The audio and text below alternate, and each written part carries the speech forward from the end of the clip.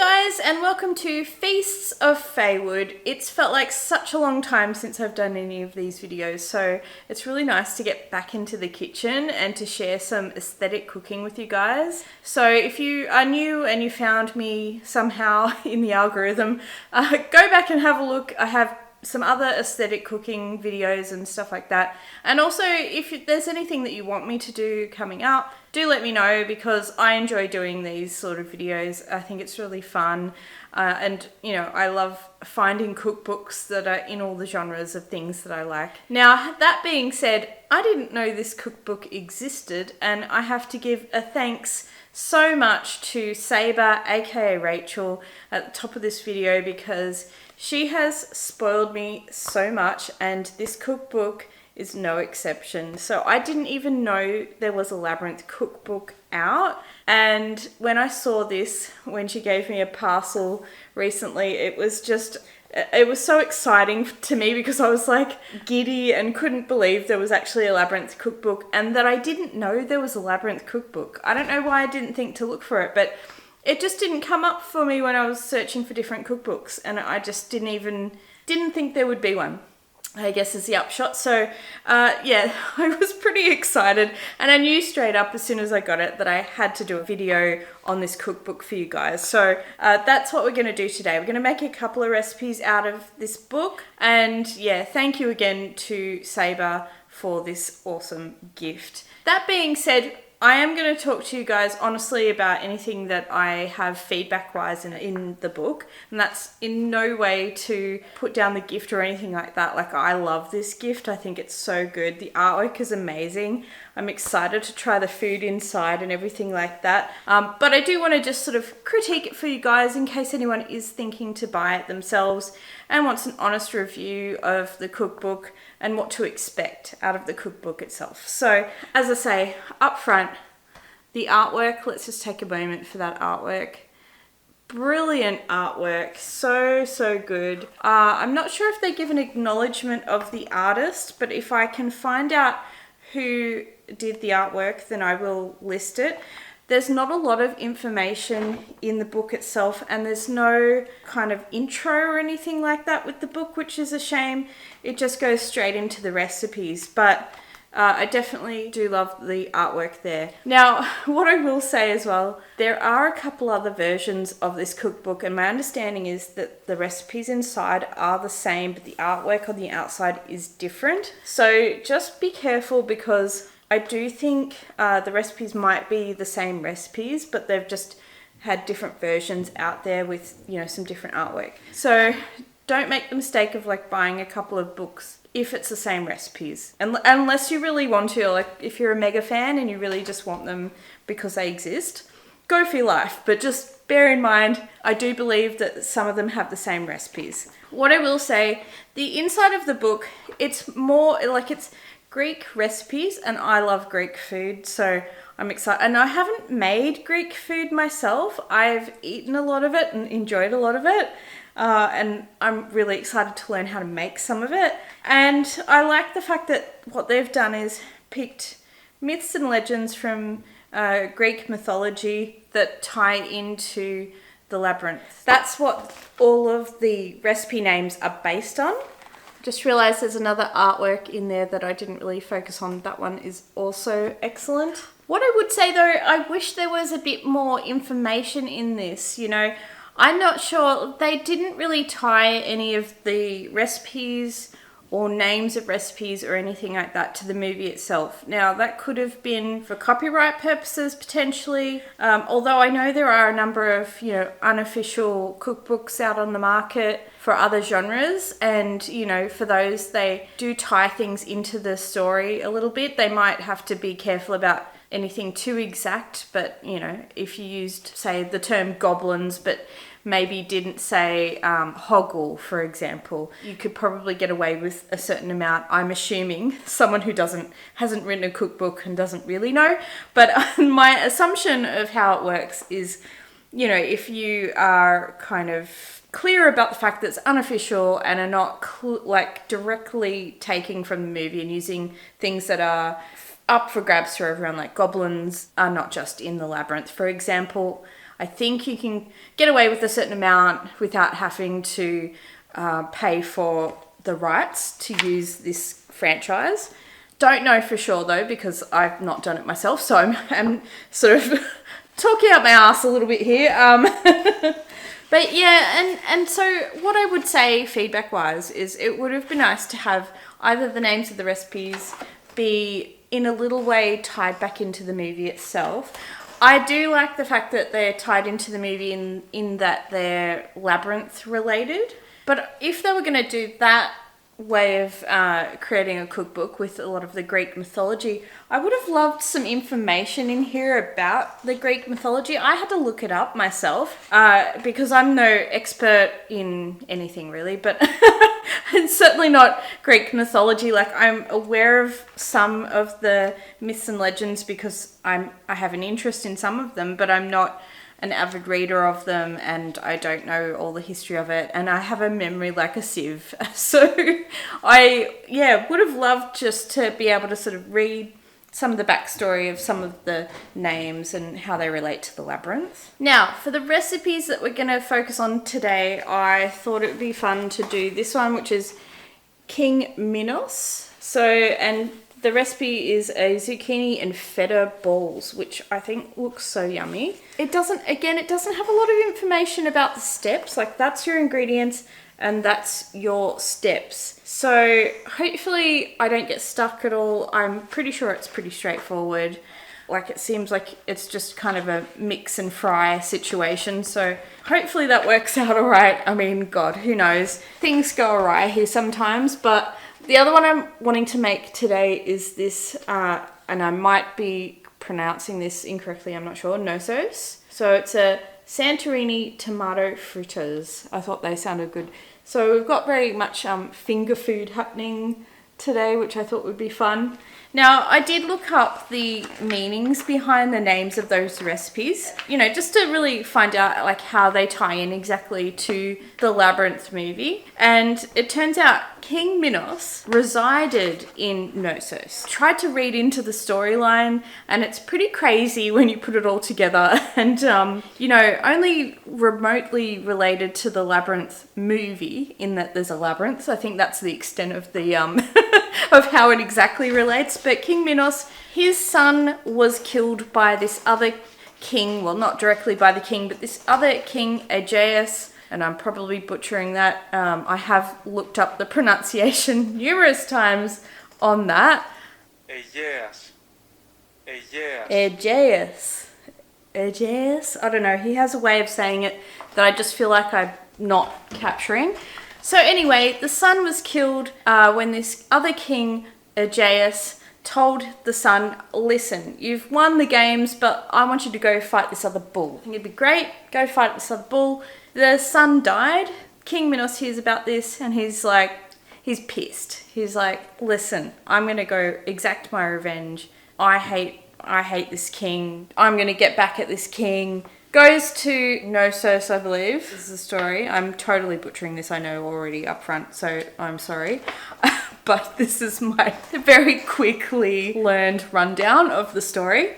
And he's like, okay, listen, Dad, Zeus, because King Minos is the son of Zeus. He's like, I need you to rain down some terror on this town, on this king's land. We need curses. We need bad shit to happen to these people. Zeus is like, don't worry, son. I've got your back. We're going to rain down some terror on these people. And then the king finds out about this. King Aegeus finds out about this and is told, listen, if you want Zeus to pull back on all of this curses and everything that's happening to your city, you need to do whatever he says. And King Minos is like, I'm going to get back at you by making you send 7 sons and 7 daughters into the labyrinth that he had built. So I think somewhere between all of this raining down of terror from Zeus and all that, he's like, listen, we need to build a labyrinth and we need to stick this minotaur into the center of this labyrinth. And my understanding is that Minotaur is like the son of his wife and a bull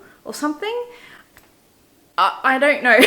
I think I read that was the case. Correct me if I'm wrong, but like, whoa, okay, crazy. Yeah, the Minotaur's in the center And he's like, send these kids in there every year. You need to send 7 of them. Otherwise, all these curses and all these terrible things are going to come back. So that's what they did. They're all like, I'm sorry, kids. You've got to do it for the good of the nation or whatever they told them. And so King Minos, I don't know, I guess felt some kind of vindication from killing so many other kids. It's very dark. So you can see like the storyline is not at all like the Labyrinth. Apparently King Minos, after he died, then went on to rule the underworld. So you can kind of understand that.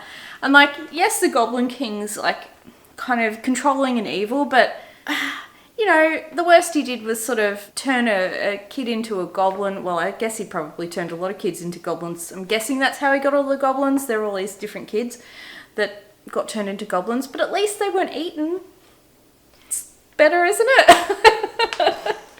I think it would have been a very different movie if there was, you know, a lot of people being eaten by minotaurs and so forth. But, I mean, listen, that could be an interesting movie as well if someone wants to make like a dark Labyrinth version. Is there a dark Labyrinth movie? Has anyone actually done something based more closely to the myth? Does anyone know? That'd be really interesting. So anyway, I'm really sorry for the butchered version of a story that was, but hopefully that gives you a little bit of a rundown of the names of those ones and what they mean. But please, for God's sakes, look it up because I am sure I've completely butchered it. I'll try and link to something that's like a little bit more informative than myself. But as I say, I would have liked some of that storyline and history and backstory to be in the book itself. The other thing I would have done, had it have been me making a cookbook on the Labyrinth, I kept looking for something that was made with peaches, you know? Like the Labyrinth, there's not a lot of cooking and eating happening in the Labyrinth, so you can kind of understand that it'd be a little bit difficult to work out what to do as far as an aesthetic cookbook, although, you know, I don't know, it's worked for other genres that aren't necessarily like food-based genres. But the only thing I could really think of was, you know, when she's eating the peach. Yeah. Here. Hoggle! Oh, thank you! You're a lifesaver!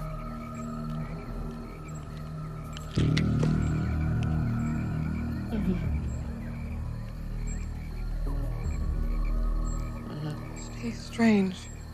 And I thought it'd be kind of fun to have something that was like made with peaches. I mean, if someone could do an actual official cookbook even, how cool would that be? I feel like that would be awesome. I wonder if there's a market for it that extends beyond myself. I'm sure some of you guys would be into it as well because that's why you're here. You know, we do a lot of that sort of stuff here. So I'm sure a lot of you would be into it. I certainly would be. I would absolutely love that. I'd love to see like pictures of goblins and things like that.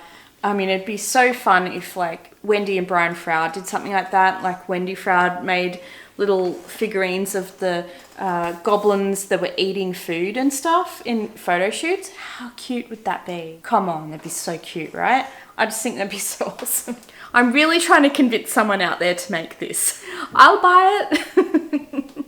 Alright, anyway, I feel like I've been chatting here forever. We need to get cooking. So I'm going to pull out all the ingredients and then we can have a look and see where we need to start.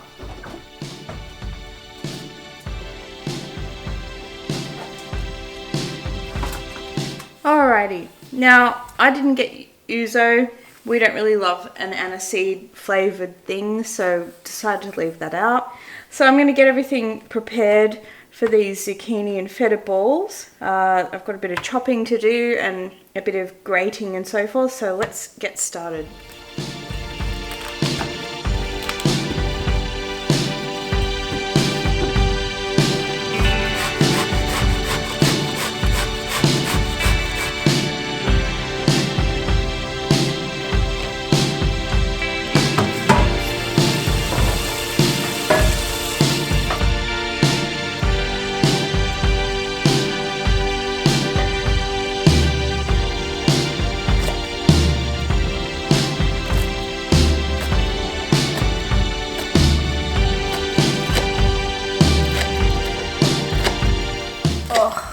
Guys, how is it that even spring onions make my eyes water?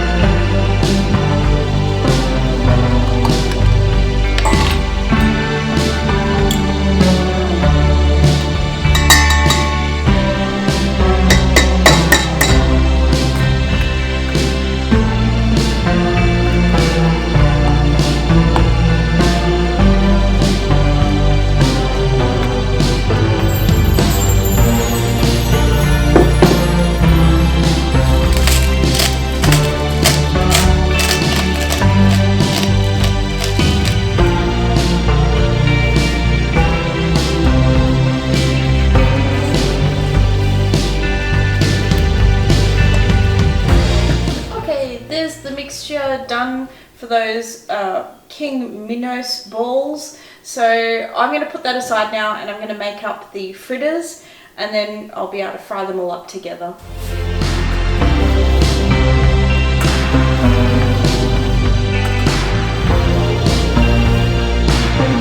Okay, so I need to cut these and scoop out the insides apparently.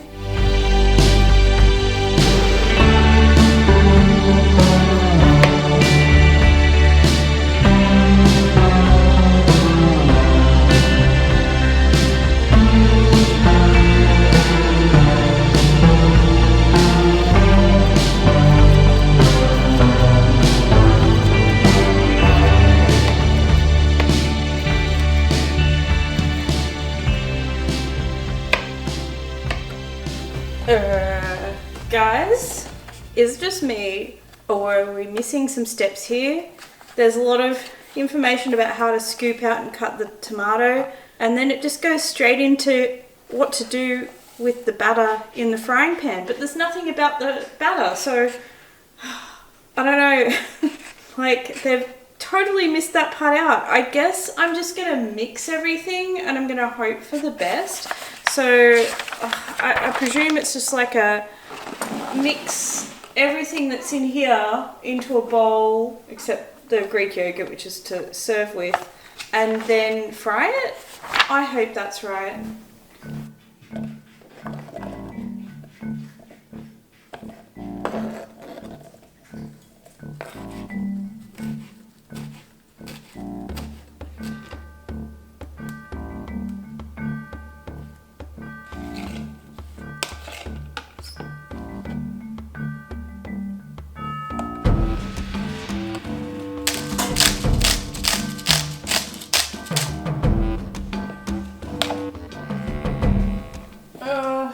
Guys, this is not looking right at all. I don't know. The instructions aren't helping me, so I don't know. I'm gonna maybe chuck an egg in it. I think that's the only thing I can think of. It doesn't say egg, but I don't know. Egg, maybe? Question mark?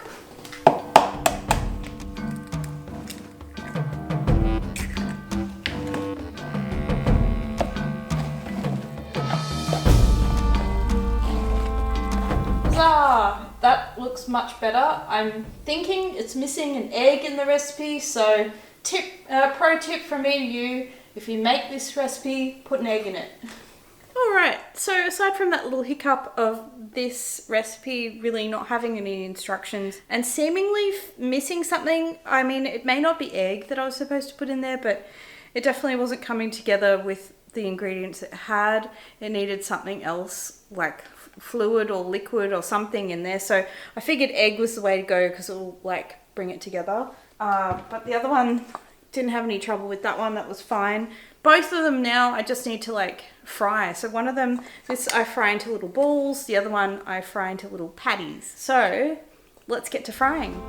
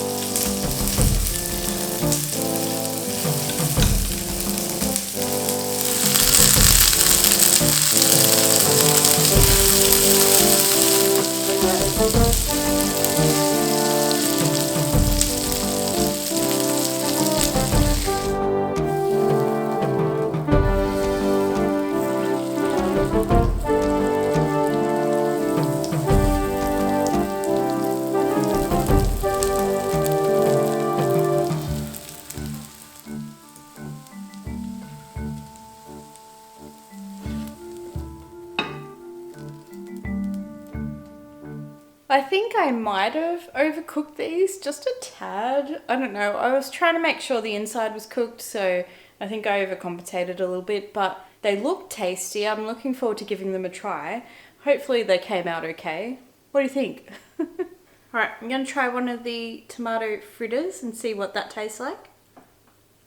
Quite good actually. I think I needed more salt, but other than that, I quite like it. Yeah. All right, so I'm gonna try one of these King Minos feta and zucchini balls. Let's see if it tastes good. Oh yeah, love the feta in there. It tastes really nice actually. Yeah, quite a fan of that. Very tasty. Well, I better wrap this up because I've been making my husband wait, pardon me, for dinner. Pardon me while I eat as I talk. It took a little bit longer than I thought, which is always the case, I guess, when you're filming. And I also had the 2 cats here, so trying to move the camera around and the lights around with them like leaning on everything and trying to attack everything as I moved around was quite a challenge. So yeah. Upshot is, I think like these recipes are really good. If you are looking for a really immersive cookbook, it's not quite what that is. It's more has a nod to the movie, but not really tying too closely. It's very kind of a loose, you know, an interesting and fun concept though that, you know, I think they've tried to do as much as they can without overstepping copyright bounds and that sort of thing. But yeah, I'm looking forward to trying the other recipes in there anyway, because I like Greek food and we don't have a recipe book with Greek food in it. So that's going to be really fun. Thank you again to Rachel, aka Saber. She has also got her own blog with really fun recipes. She was doing following the Sweet Tooth series and doing recipes inspired by that world, and I think that's just so fun. Like, she's really become like been really immersive with the way she approaches the recipes in there as well. So I'll link her blog so that you can go and have a look and look at her recipes and everything like that. Thank you again for the recipe book. I love all of these aesthetic cookbooks. They're so fun. Even when there's like challenges with it, that just adds to the fun of the cookbook, I think. So yeah, I'm totally loving it.